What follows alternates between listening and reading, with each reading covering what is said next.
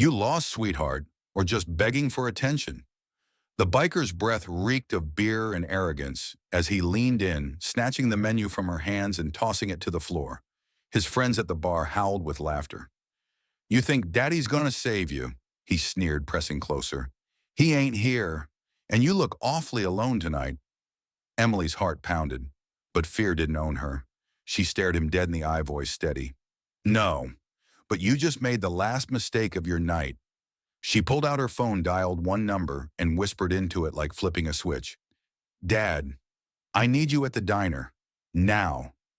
They thought the worst was over, but the moment he stepped through that door, the room forgot how to breathe. They had no idea this was only the beginning. Ray Monroe wasn't always blind.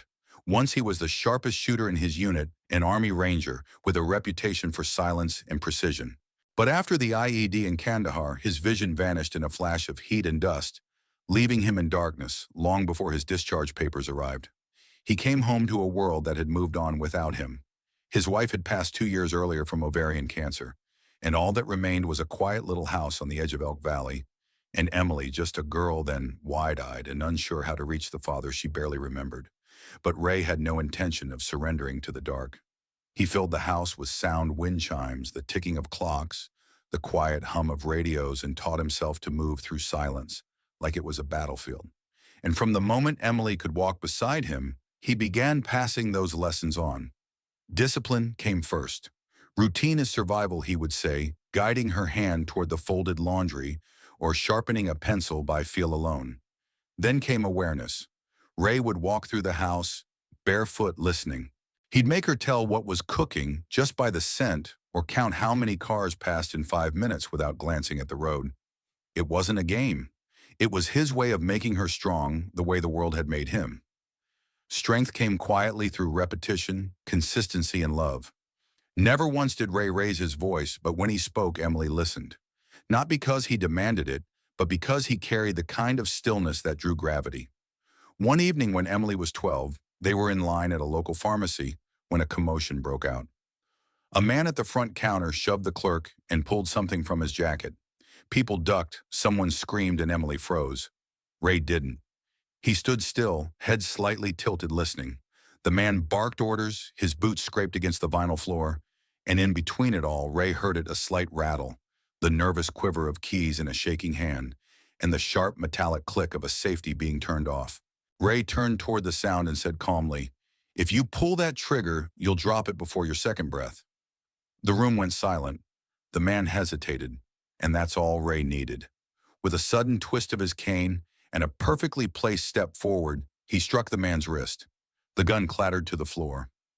By the time police arrived, Ray had the man sitting cross-legged with a bottle of antiseptic in his lap and a look of bewildered respect on his face. Emily never forgot it. It wasn't his strength or his skill that stuck with her. It was his calm, his refusal to panic in a world that had stolen his sight but not his purpose. And from that day on, she never doubted who her father really was. Not a blind man, a warrior who'd simply learned to fight in the dark. The sun had dipped just below the treetops when Emily Monroe stepped into Lou's Diner, a roadside stop that smelled like old coffee and fry grease. It wasn't fancy, but it was familiar red leather booths, chipped formica tables, and a jukebox in the corner that only played songs older than her. She slid into the last booth by the window, ordered her usual grilled cheese, extra pickles, and kept glancing at the door. Her dad was never late, especially not for Tuesday night dinners, but maybe traffic out by the Elk Valley Road slowed him down. She checked her phone, one bar, no messages. Then the door creaked open, and it wasn't her father. 4 men strolled in leather vests, creaking boots loud on the tile floor. They didn't just walk, they owned the space. One had a beard down to his chest and a snake tattoo curling along his neck. Another wore sunglasses indoors and had arms like tree trunks inked from shoulder to wrist. They didn't look lost. They looked like a storm brewing in the corner of a quiet town. The Reapers. Emily recognized the patch. Local legends said they used to run guns down through Missouri before laying low in the hills. Most people gave them a wide berth. She hadn't seen them in town in years, not since Sheriff Dalton's son got run off the road, trying to stop them for a busted taillight. They settled into the bar like they owned it, laughing, barking orders at the waitress. At first, Emily kept her eyes on her plate, but she could feel it. The shift in the air, the way they started looking. "You lost, sweetheart," one of them sneered. Emily didn't look up, or just begging for attention. The man with the snake tattoo leaned on her booth. His breath reeked of whiskey and stale smoke. "What's a pretty thing like you doing all alone?" "I'm not alone," she said without blinking. "Oh yeah," he looked around dramatically. "'Cause all I see is empty seats." His buddy chuckled from the bar. "Maybe she's waiting for Prince Charming." "No," the first one grinned. "She's waiting for Daddy." That made the others laugh. A hard, guttural laugh that bounced off the diner walls and clanged like metal. But Emily didn't flinch. She slowly reached into her hoodie pocket, pulled out her phone, and calmly unlocked the screen. "What's this?" "You calling the cops, Snake Tattoo," leaned in closer. "Go ahead. Tell him the big bad biker scared you." She held the phone up to her ear. "No," she said quietly. "I'm not calling the police." There was a pause. Her voice was flat but steady.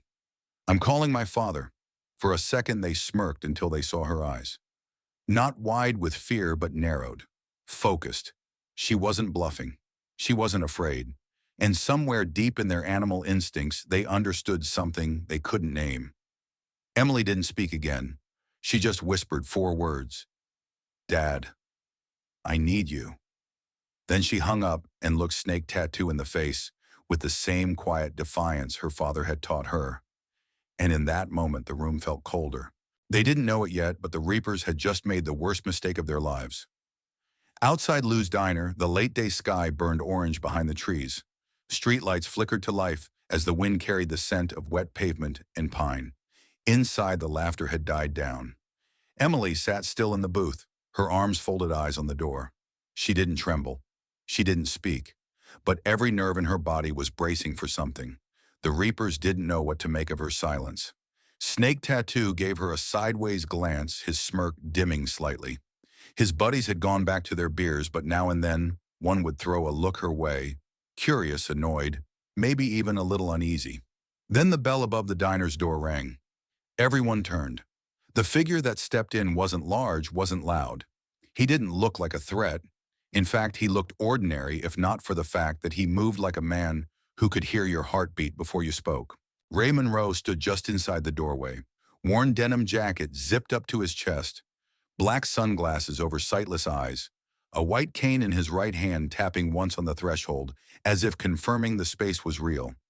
His face was unreadable, carved from the kind of stillness that only came from years of war and silence, the kind of stillness that made lesser men nervous. Emily rose from her seat, her voice calm. "Dad." Ray's head tilted slightly toward her. "Are you okay?" She nodded. "I am now." That was all he needed. He took one step forward, then another, and another. The cane tapped softly, rhythmically, the sound echoing louder than any shout. Snake Tattoo looked at his buddies, amused. "This him," he called out mockingly. "The big rescue." "You gotta be kidding me." Ray stopped, turned his head toward the voice. "You boys don't know what you've stepped into," he said evenly. His voice wasn't loud, but it carried. Every syllable felt deliberate, measured. "Dangerous." One of the bikers chuckled. "Looks to me like you don't even know where you're standing, old man." Ray took one more step forward, and then with a speed that didn't match his age or his condition, he snapped his cane up like a striking viper. The curved handle hit Snake Tattoo square in the chest. The biker staggered back with a grunt, slamming into the counter hard enough to knock over his drink. One of the others pushed up from his stool. "You've got to be kidding me," he charged. But Ray was already moving. He ducked under the man's arm, shifted to his left, and brought the cane down hard behind the biker's knee. The man dropped with a crash, yelling in pain. The diner froze. A fork clattered somewhere. No one dared move. Snake Tattoo stood up, wheezing. "You want to play games, old man?" Ray turned toward him, calm as ever. "I fought in deserts so dark the sand swallowed light.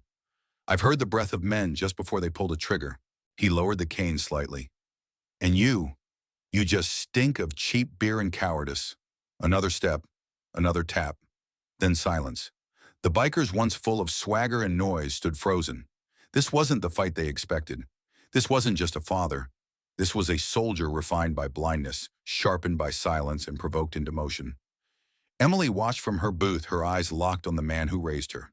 She didn't smile, but she didn't need to, because every person in that diner, every single soul was about to remember the name Ray Monroe. The Reapers left Lou's diner in silence that night, limping, grimacing, and scowling into the growing dusk. No parting threats, no glares back through the window, just the sound of leather creaking boots scraping and muffled cursing under their breath. Inside, the diner slowly came back to life.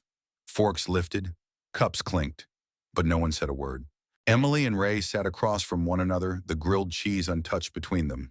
She kept glancing at his face, not out of worry, but admiration.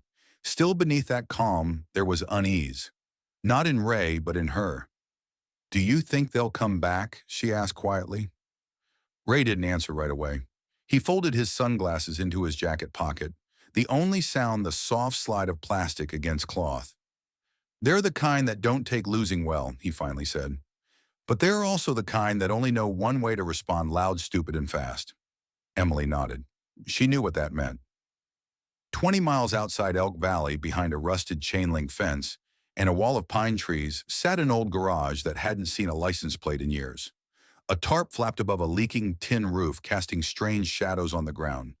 Inside, the Reapers regrouped. Rex, their leader, paced near an oil drum fire. Snake Tattoo, real name Kyle, sat with an ice pack against his ribs. Vance, the one who'd tried to tackle Ray, was holding his knee and mumbling curses. Rex's eyes burned. "You got put down by a blind guy," he barked. Kyle snapped. "That wasn't just some blind guy. He moved like he could hear us breathe." Vance growled. "I don't care what he used to be. He made fools out of us." In front of half the damn town, Rex kicked over a crate. "Then we fix it. We don't let something like that slide." "What are you saying?" Kyle muttered, though he already knew. "We hit him where it hurts," Rex said, voice cold. "That girl, his daughter, she called him. That's how he knew." Vance nodded. "So we make sure next time—" "She can't call anyone." Kyle hesitated. He rubbed the bruise on his sternum and looked toward the fire. Man, he didn't fight like somebody blind. He moved like one of those old rangers or something. "I don't think we should mess with this guy." Rex stormed forward, grabbed him by the vest, and pulled him eye to eye. "You scared Kyle?" There was a pause. "Yeah," he said honestly. Rex shoved him back. "Then stay here and let the men handle it." He turned to Vance and the others. "Tomorrow, we find the girl. Make him watch what happens when someone crosses the Reapers." The plan was set. Emily didn't sleep that night. Neither did Ray. He sat in his chair by the front window listening. When dawn came, he spoke first. "You're not going to work today." She frowned. "Dad, I can't just—" "You are not going," he repeated, not angry, just absolute. Emily's stomach tightened. "You think they're coming back?" He nodded slowly. "They're the kind that show up when no one's watching." She wanted to argue. Say they wouldn't. Say last night had scared them off. But something in her father's tone, the way his fingers tightened around the cane, made her stop. "All right," she said finally. "I'll stay home." Ray let out a breath of relief. He rarely told her what to do. But when he did, it wasn't a suggestion. They sat together as the sky lightened. But Emily's phone buzzed shortly after. A delivery truck had sideswiped her boss's store sign, and she was needed at the shop just for a short while to help resort books and check for damage. "I'll only be an hour," she said, holding her phone to her chest. Ray didn't like it, but she'd made up her mind. Still, he listened harder than usual, because Ray Monroe knew that evil doesn't scream when it's coming. It creeps in on soft tires and hollow threats, and always waits for the moment you let your guard down. The morning air had that early autumn bite, cool enough to need a jacket, but not yet enough to see your breath. Emily zipped up her green hoodie and stepped out onto the porch, brushing a few leaves off the steps before heading to her car. "I'll only be an hour," she called behind her. Ray sat in his chair by the window, white cane resting across his lap. He didn't reply, just turned his face slightly as if trying to follow her footsteps by sound alone. The screen door creaked shut, and something in his gut twisted. It wasn't panic, not quite, but something was off, like the silence didn't feel right, like the air had changed. He'd lived long enough, fought long enough to know when his instincts weren't just being paranoid, they were screaming. Ray picked up his phone and dialed. Emily answered on the second ring. "Hey, Dad. You're at the store just pulling in," she replied. "No one's here yet. I'll be quick." Ray's hand tightened around the phone. "I want you to come back home." There was a pause. "Is everything okay?" He didn't want to scare her, but he also knew that sometimes fear saved lives. "I don't like the feel of today," he said. "Come back. I'll meet you outside." "All right," she said. "Give me 5 minutes." She never got the chance. Emily had just stepped out of the shop's back door, carrying a few damaged books toward the dumpster behind the building.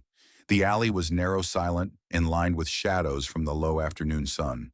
Her foot hit gravel, and then she heard it. Footsteps. Behind her. Fast. She spun keys clenched between her fingers, like tiny blades. "Who's there?" A hand clamped over her mouth before she could scream. A thick arm wrapped around her waist, lifting her off her feet. "Gotcha, sweetheart," a voice hissed low, cruel, and unmistakably familiar. "Kyle." She kicked twisted bit down hard on the hand over her mouth. Another man, Vance, grabbed her legs as a black van screeched to a halt beside them. She was shoved inside like luggage. The door slammed. Tires squealed, and then she was gone. Ray knew the second she didn't answer. He called again. No pickup. A third time. Voicemail. His fingers trembled, not from fear but fury. He stood, grabbed his cane, and stepped out the front door, already walking before he'd locked it. As he moved down the sidewalk, a scent hit him, burnt rubber. Motor oil, faint but fresh. He turned toward it instinctively. Then his phone buzzed. Unknown number. He answered without hesitation. A slow, mocking voice filled the line. "We have your daughter, old man." Ray stopped walking. The hand holding his cane lowered, but his voice didn't shake. "You just made the worst mistake of your lives." The man on the other end chuckled. "Tough talk for a guy who can't see. Maybe next time think twice before showing off in front of your little girl." Ray's jaw tightened. "I'm going to find you," he said flatly. "And when I do, there won't be a third call." The line went dead. Ray Monroe stood alone on the sidewalk, but the calm in his chest, it was gone. Now there was only purpose and silence, and the knowledge that whoever had taken Emily had just kicked a hornet's nest wrapped in steel. Ray didn't panic. He didn't scream or pace or fall apart. He listened, to the quiet, to the space around him, to the wind and how it moved through the trees like a whisper from long ago. And then he moved. Inside the house, he opened the hall closet and reached past the folded towels to a locked black box mounted against the wall. His fingers danced across the metal until they found the tiny dial. Left, right, left again. The lock clicked. Inside, nestled among layers of foam, were not weapons but memories, a tactical headset, a satellite phone still linked to old encrypted military channels, and a folded patch that simply read 2nd Battalion RLT. Ray hadn't used any of it in years. He'd promised Emily, promised to leave that part of him behind. But they broke something sacred the moment they touched her, and now the man he'd buried was breathing again. He picked up the sat phone and pressed a sequence of numbers most people would never believe still worked. It rang once, twice. Then a voice answered gravelly, surprised, and alert. "Monroe." "Yeah, a beat. I thought you were done." "So did I." Another pause. "Then where are you still in Elk Valley? I need your wheels. And your ears. I'm 30 minutes out." Ray closed the lid of the box and moved back through the house with purpose. No hesitation, no second thoughts. He couldn't see, but he didn't need to. He could feel the world shifting like the air before a storm. 33 minutes later, a matte black SUV pulled into the alley behind Ray's house. The driver stepped out, a bear of a man with a bristled beard and the posture of someone who'd never really left the battlefield. Jake Mercer, former communications tech Army Ranger, and one of 3 men who'd once dragged Ray's body out of a burning convoy under sniper fire in Fallujah. "You sure about this?" Jake asked as Ray climbed into the passenger seat. Ray nodded. They took Emily. Jake's grip on the wheel tightened. "Then let's go break some rules." They didn't go to the sheriff. Ray knew better. There was no time for red tape. And frankly, there wasn't anyone in the department who could go toe-to-toe with the Reapers. Instead, they drove south toward the outer edges of the old truck route, where the Reapers were known to run side deals, often under the radar. Jake tapped into his still-functioning radio scanner and cross-referenced local chatter. Ray sat in silence listening for things no one else would catch. Engine patterns, changes in pitch, the distant roar of bikes that didn't match the usual late-night traffic. "You hear something?" Jake asked, glancing over. Ray leaned forward. "I smell brake fluid, fresh, and burnt oil." Jake slowed the SUV.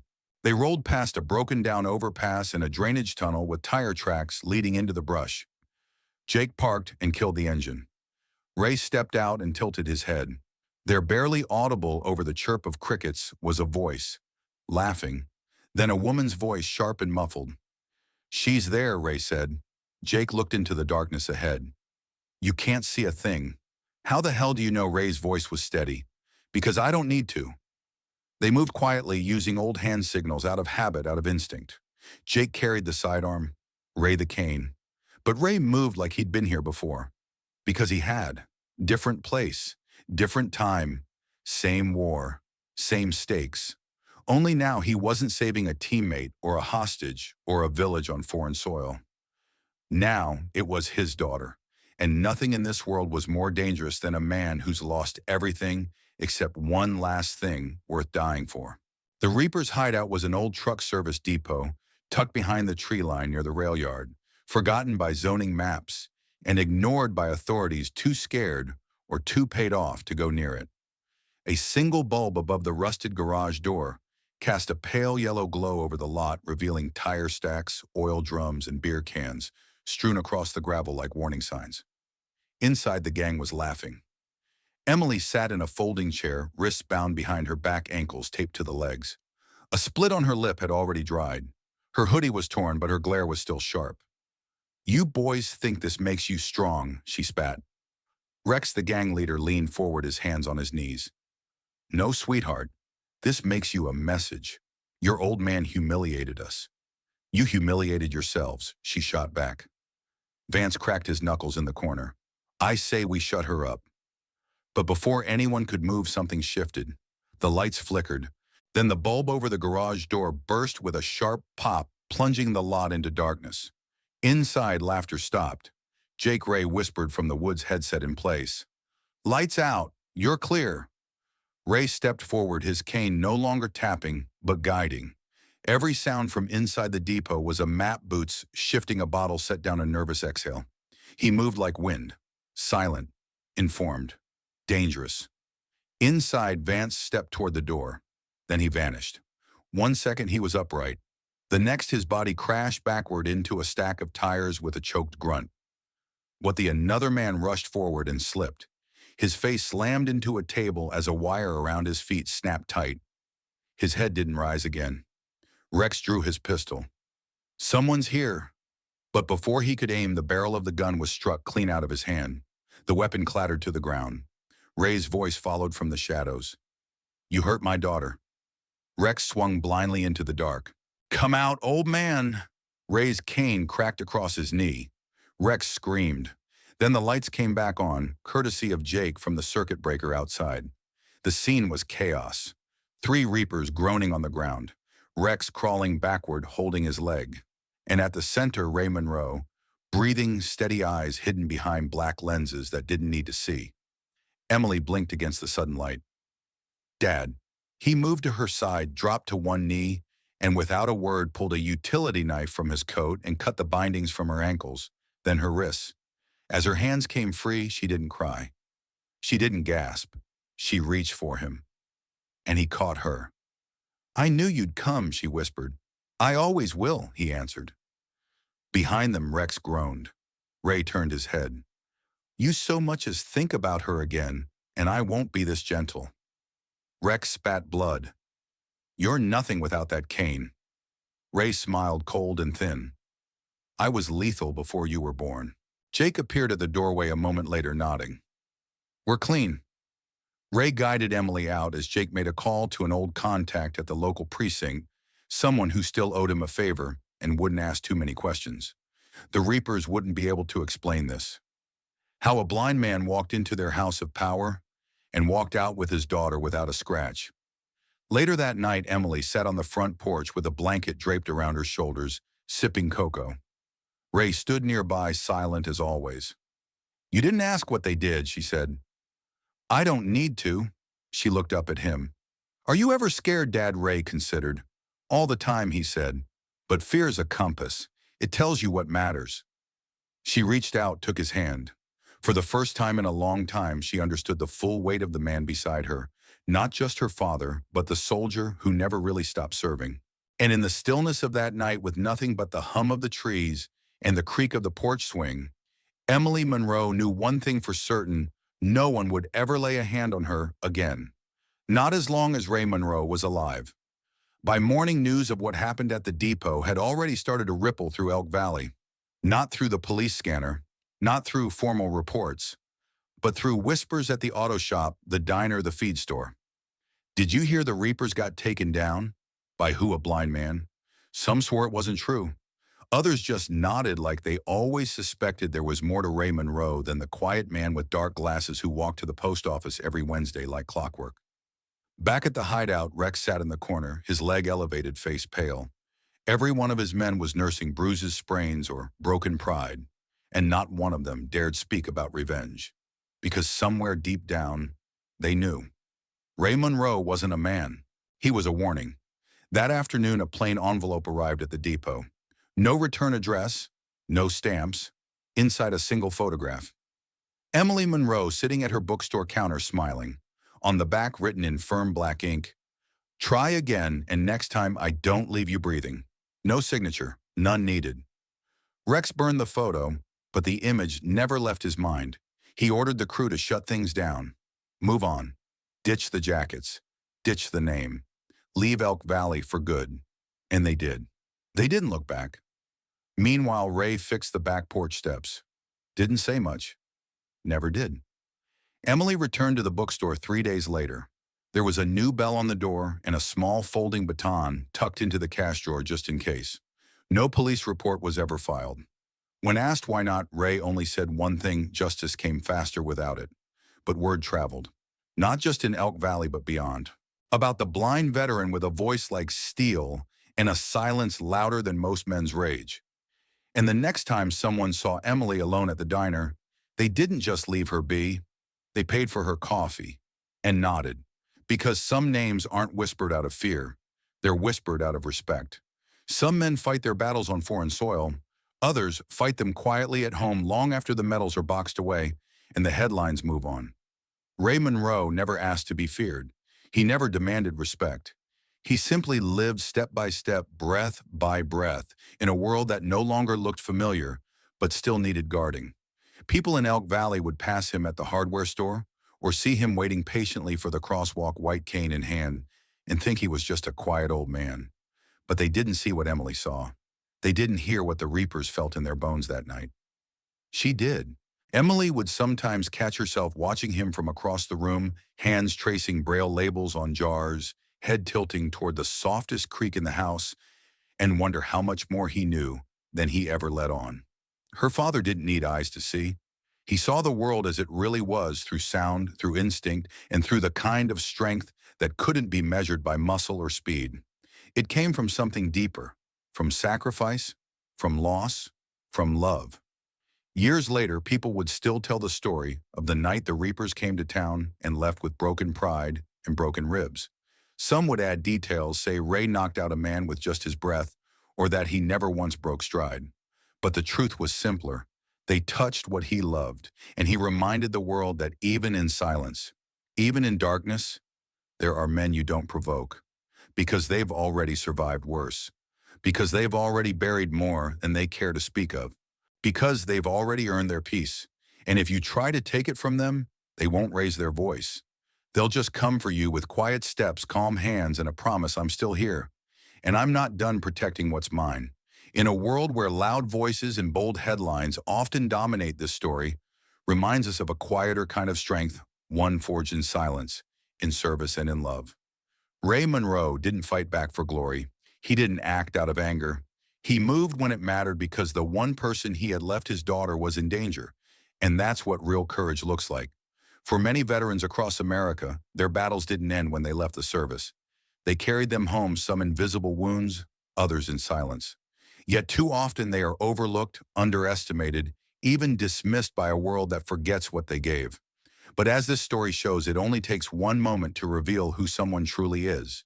Maybe you know someone like Ray, a neighbor, a father, a quiet man at the back of the church who doesn't say much but whose presence says everything. In today's fast-moving, often noisy world, perhaps the lesson here is this: don't mistake silence for weakness. Don't assume age means irrelevance. And never forget that the strongest hearts are often the ones that beat quietly. We'd love to hear your thoughts. Have you ever known someone like Ray? Do you believe our society still respects quiet strength? Tell us in the comments. Your stories help keep these memories alive. Thank you for watching. If this story moved you, please like the video, subscribe to our channel, and share it with someone who still believes in honor, sacrifice, and second chances. Because sometimes the ones we overlook are the very ones we'll one day owe everything to.